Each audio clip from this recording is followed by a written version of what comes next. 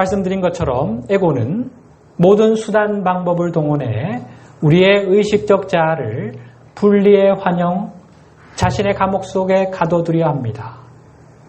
우리는 3주 전에 우리의 비전을 왜곡하여 우리를 영적 실명자로 만드는 에고의 전략에 관해서 자세히 살펴보았지요.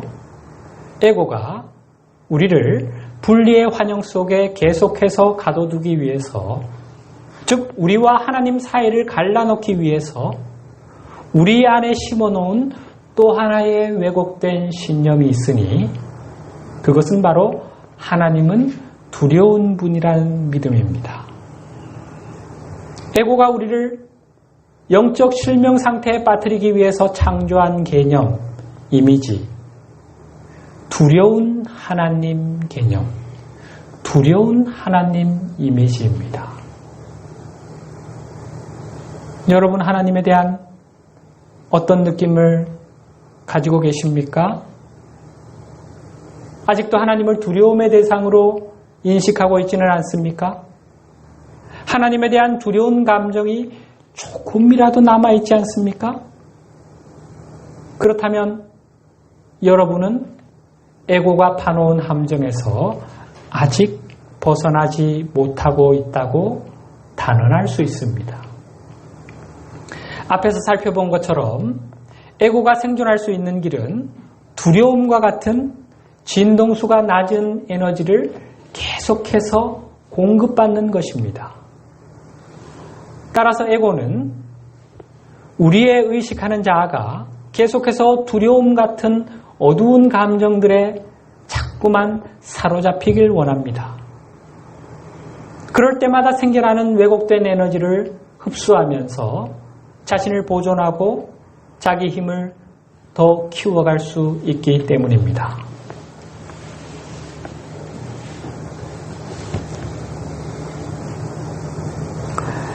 에덴 동산 사건에 관한 전통적인 해석은 이러하지요. 에덴 동산에서 아담과 하와는 하나님이 금하신 선악과를 따먹었다. 그것은 하나님의 뜻을 거역한 죄악이다. 그 죄에 대한 대가로 불순종에 대한 응보로 주어진 것이 낙원에서의 추방이었다. 지난 2000년간 교회가 그렇게 내놓고 유지했던 해석입니다. 이런 전통적 해석에서 느껴지는 하나님, 이런 해석을 통해 형성되는 하나님에 대한 이미지 어떻습니까? 하나님은 우리에게 절대적인 복종을 요구하시는 아주 엄하신 분이로구나. 하나님은 우리가 해서는 안 될 일을 미리 정해놓으시고는 우리가 그 금령들을 어길 시엔 가차없이 징계하시는 분이시구나. 당신의 집에서, 당신의 나라에서도 그냥 내쫓아 버리시는 분이시구나. 그리고 끝까지 안 들으면 지옥에 보내시는 분이시구나. 어떻습니까? 아주 이렇게 무섭지 않습니까? 내가 죽어서 영원히 나올 수 없는 지옥불에 떨어진다. 하늘에서 매의 눈으로 우리의 일거수일투족을 감시하시는 분, 하늘에 있는 경찰, 하늘의 검사, 우주의 심판자, 이것이 전통적인 해석을 통해 우리 안에 형성되는 하나님 이미지입니다. 얼마나 많은 기독교인들이 아직도 이런 하나님 이미지를 벗어던지지 못하고 있지 않습니까? 하나님에 대해 드는 느낌, 두려움이지요. 이런 하나님에 대한 믿음은 명백히 두려움에 기반한 믿음입니다. 두려움이라는 저급한 에너지에 기반을 둔 믿음, 에고가 아주 좋아하겠다라는 감이 오시지요.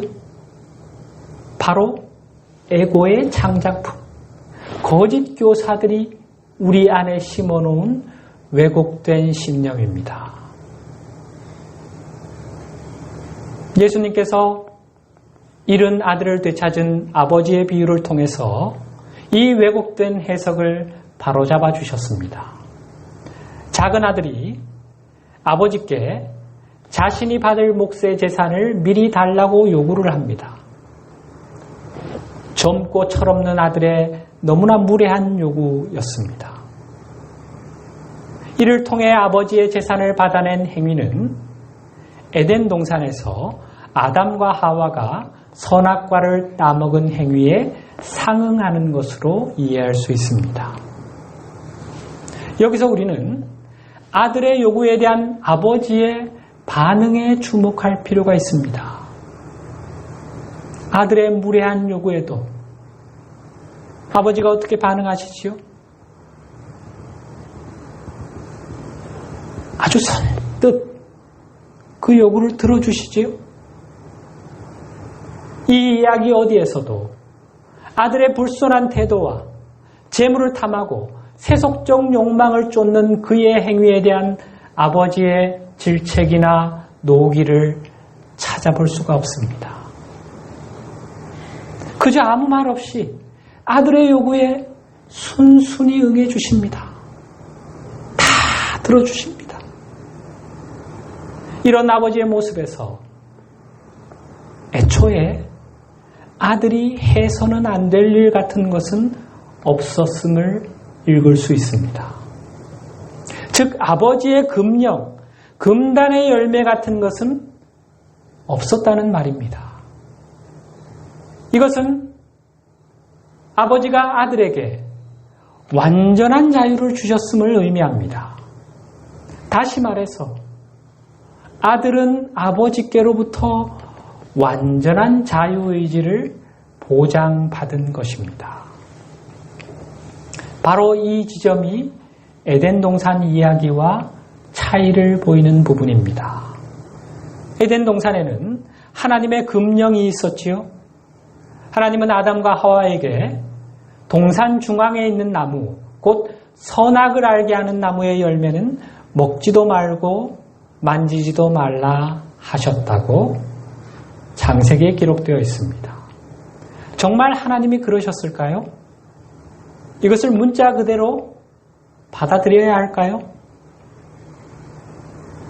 이것이 사실이라면 아담과 하와에게 하나님이 자유의지를 주신 게 맞습니까? 자유의지가 뭐지요? 어떤 선택을 하는 데 있어 일체의 방해나 제한도 없는 상태에서 자신의 의지에 따라 자유롭게 결정할 수 있는 능력이 자유의지지요. 그런데 하나님께서 선악과를 먹어서는 안 된다는 금령을 두셨다면 아담과 하와에게 선악과를 따먹을 수 있는 자유가 있는 것입니까? 아무런 방해나 제한도 받지 않는 상태에서 오로지 자신의 의지에 따라 선악과를 먹겠다는 결정을 할 수 있는 상황입니까? 그럴 수가 없지요. 창조주 하나님의 금령이라면 그 금령을 어기는 행위를 할 수는 있겠지만 마음이 아주 자유로운 상태에서 할 수 있는 것은 아니지요. 상당한 정신적 부담, 압박감, 양심의 가책, 죄의식 등이 자유로운 선택을 제한할 것입니다. 어릴 적 부모님이 하지 말라 하신 일을 할 때면 아주 심장이 두방망이질을 하지요. 죄책감도 들고 들키면 혼날 것 같고 마음에 커다란 부담을 그렇게 느꼈던 기억들 다들 있으실 겁니다. 자유의지와 금령은 양립할 수 없는 것입니다. 자유로운 선택과 금단의 열매는 공존이 불가한 것입니다. 너에게 무한한 자유를 주노라 하셔놓고는 이거는 절대로 하면 안 돼. 이게 무슨 자유입니까? 하나님이 우리에게 주신 것은 어떤 예외 조항도 없는 완전한 자유의지입니다. 하나님께서 그 누구도 그 무엇도 침범할 수 없는 영적 세계의 법칙으로 정해놓으신 것이 바로 자유의지의 법칙입니다. 그래서 하나님의 대리자들도 하나님의 사자들도 예수님까지도 우리의 자유의지를 침범할 수는 없는 것이었습니다. 창조주 하나님의 절대 명령이었기 때문에. 그래서 지금 우리 현재 인류가 이렇게 악이 판을 치는 상황에서도 기다리고 계시는 겁니다. 하나님은. 가라지를 뽑아내고 싶으신데 하나님이 놔두라 하십니다. 저들에게도 기회를 주라 하십니다.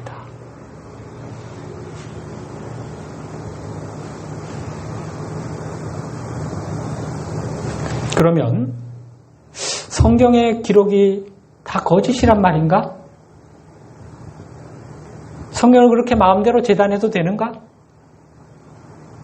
여기서 우리는 유연성을 발휘할 필요가 있습니다.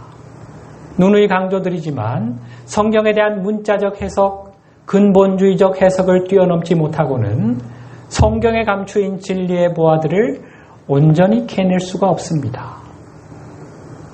에덴 동산 이야기에 등장하는 하나님은 정확히는 하나님의 사자, 하나님의 대리자라 했지요. 물질 세계를 경험하려는 어린 영혼들을 준비시키기 위해서 그 체험에 필요한 지식을 미리 가르쳐주기 위해서 하나님을 대리하여 영혼들을 지도하는 영적 교사라고 했습니다. 교사가 학생들에게 반드시 가르쳐 주어야 할 주제 중 하나는 반그리스도의식의 위험성이었습니다. 그리스도의식이 아닌 반그리스도의식을 취하기로 선택할 경우 어떤 일이 일어나게 될지, 어떤 어려움, 어떤 고난을 겪게 될지를 알려주는 것은 교사의 가장 중요한 임무 중 하나였습니다. 따라서 교사의 입장에서는 그 위험성을 아주 강하게 경고해 줄 필요가 있었습니다. 부모가 어린 자녀에게 아직 한 번도 경험해 보지 못한 것들의 위험성을 알려줄 때 어떻게 하지요? 겁도 없이 막 불에 다가가려고 하면 큰일이야. 아야해. 손 다 타. 급할 때는 막. 아주 과장이 여우주연상감이죠. 아들아, 너 철길에 가서 놀면 안 된다. 큰일 나. 그 근처도 가지 마. 거기서 놀면 죽을 수도 있어. 어릴 적 어머니에게 수없이 들었던 말이었습니다. 그래서 초등학교 3학년 때까지는 철길 근처도 가지를 않았습니다. 정말 근처만 가도 큰일 나는 줄 알았으니까요. 아이들에겐 정말 위험하지요. 특히 시골 제가 이사 갔던 곳은 철로가 사방으로 다 뚫려 있습니다. 다 열려 있습니다. 거기서 놀다가 큰 사고가 나는 경우도 종종 있었으니까요. 그러다가 이제 4학년, 5학년 좀 넘어가니까 슬슬 거기로 가서 아주 그냥 기차가 올 때까지 놀다가 저 멀리 기차가 보이면 이제 싹 피했다가 다시 들어가서 놀고, 어머니의 말씀이 과장되긴 했어도 거짓말이라 할 수는 없지요. 선악과는 반그리스도의식을 상징하는 것이라 했습니다. 하나님의 사자인 영적 스승이 우리에게 선악과를 먹지 말라 하신 뜻은 우리가 반그리스도의식에 참여하기로 선택할 경우 겪게 될 고통, 그 고난의 여정을 너무나 잘 아시기에 그에 대한 염려의 마음이 담긴 표현으로 이해해야 됩니다. 그 사랑의 경고를 무시하고 선악과를 따먹은 결과가 어떻습니까? 지금 우리의 모습이 어떠합니까? 이게 하나님의 자녀의 사는 모습입니까? 이 우주의 통치자로서의 삶의 모습이 이게 정상입니까? 우리가 지나온 질곡의 인생 여정, 그리고 오늘날 인류의 현실이 너무나 큰 소리로 말해주지요. 정말 죽을 만큼 힘들지 않았습니까?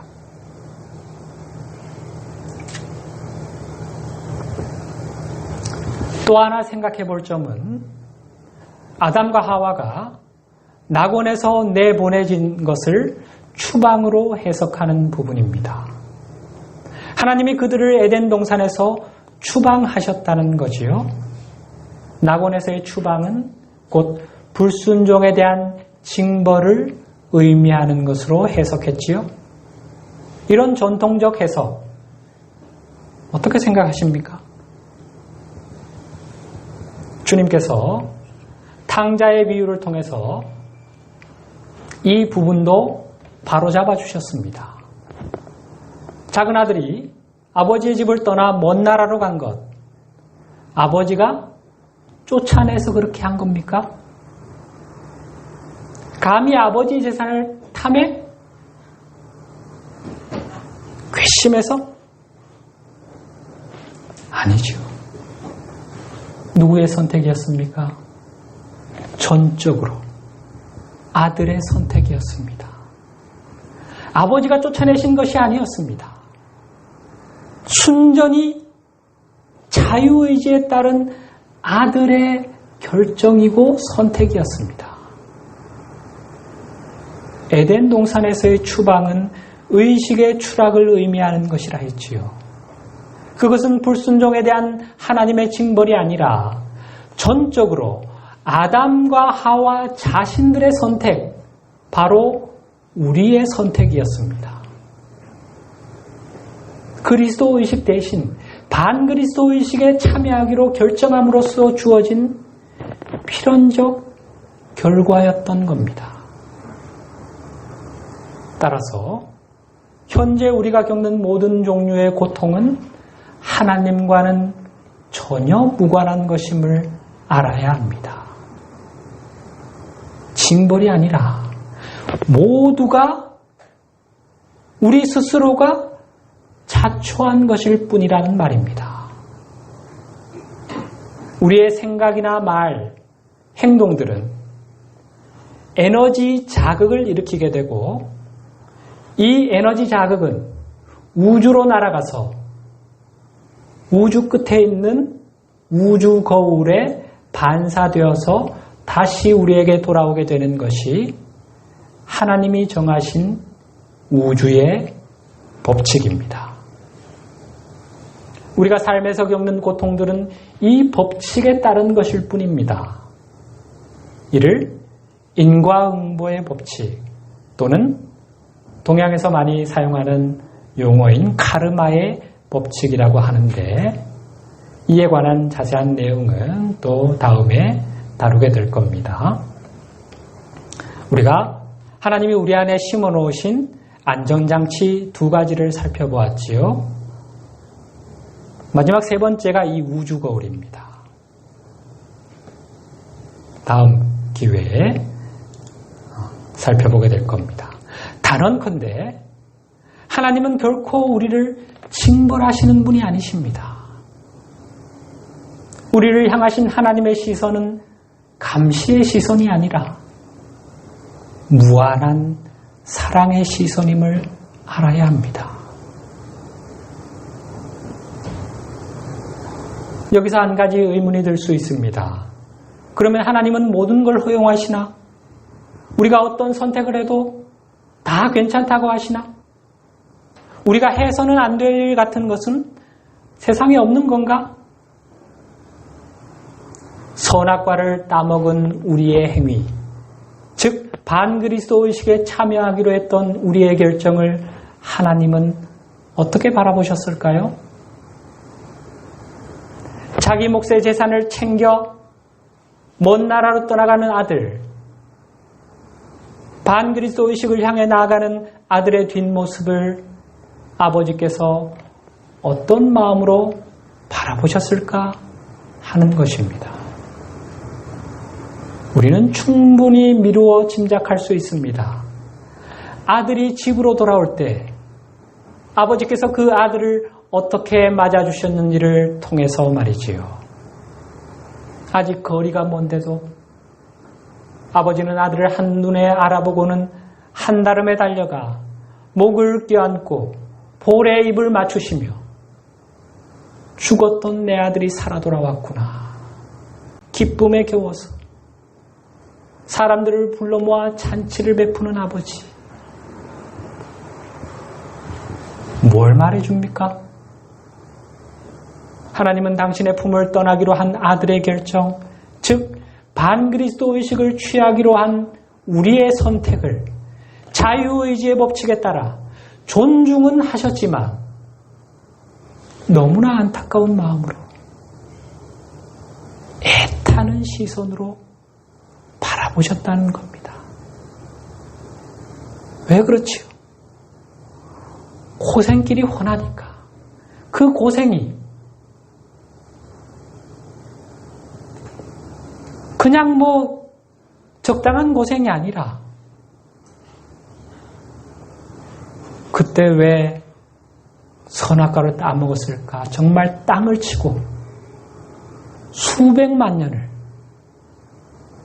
후회해온 그런 차원의 고생이 아닙니까? 여러분, 그 아담과 하와가 우리라는 것을 다음 주에 명확하게 밝혀드리겠습니다. 왜 자꾸 아담과 하와인데 우리라고 하시나? 바로 내 이야기입니다. 내 이야기. 그때로부터 지금 얼마나 시간이 흘렀을까요? 어쩌면 우리는 수백만 년을 살아온 존재들입니다. 무수히 많은 생을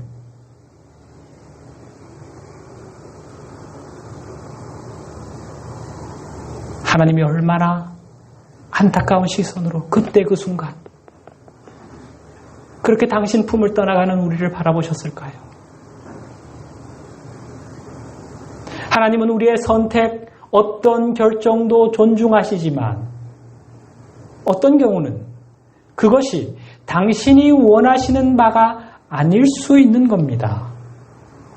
원치 않는 것과 그것을 원천적으로 금지하는 것은 전혀 다른 문제지요.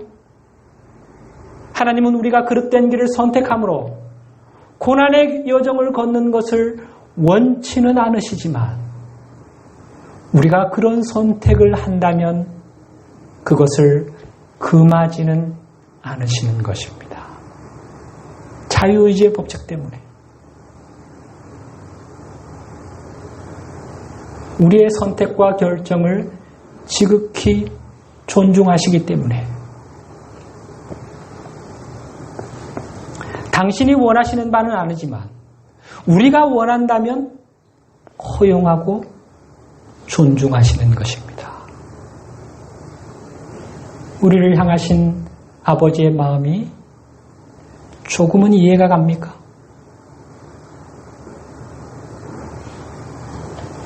두려움에 기반한 믿음으로는 아무것도 할 수 없습니다.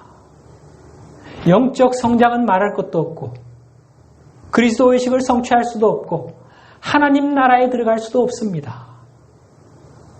그것은 에고가 심어준 왜곡된 관념으로 그것으로 할 수 있는 것은 분리의 환영, 에고의 감옥 속에 영원히 머물러 있는 것밖에는 없습니다.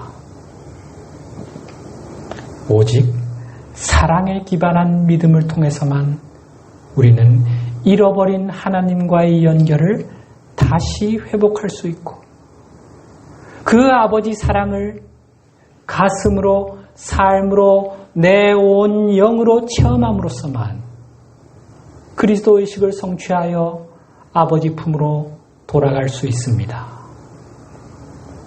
아직도 내 안에 하나님에 대한 두려운 감정이 남아있다면 이제는 조금도 남김없이 모두 흘려보내야 합니다.